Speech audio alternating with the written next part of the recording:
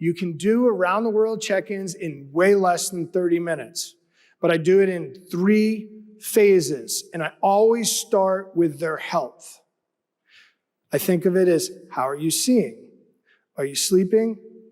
How are you eating? And what is your exercise? Okay, I get you're thinking like, oh, guy's a Navy SEAL, he invented the perfect push-up, the guy's a fitness freak. Of course he's going that route, right?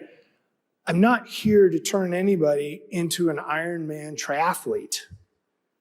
But if you don't have your health of your coworkers in front of mind, and you're not helping them with their health, and when they go down, they got nothing. It's a priority, and you don't have to be a doctor to ask them about their health. You'd be surprised when I coach executives how many times I have to put somebody in a sleep study because they've blown it off for 20 years because they think, well, I'll deal with it later when I finally make X.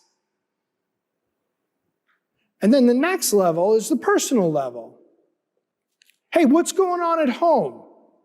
How you doing mentally and emotionally? And then you start to hear things like, oh, I didn't realize that you're taking care of your mother-in-law who has dementia or somebody who's got COVID. And you start to understand the pressures of what's going on that person when they walk into your team.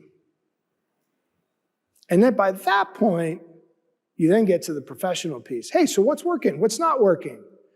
But when you've already taken 2 additional steps of how much I care, or as Simon Sinek said in that video back there, empathy, then people start leaning in like, well, hey, let me tell you what's working. Let me tell you how I can help. I really appreciate you thinking about this. And this is where you talk, right before this, by the way, is where you talk about those goals. And you just check in with them. Sometimes you'll find that their goals are something you could help them with. Oh, I want to learn Spanish. Oh, we got somebody over here who's moonlighting and doing Spanish at night. You got to check her out. She's great. Right? And so when you start looking at the whole person and realizing that life is a blended environment when they walk through,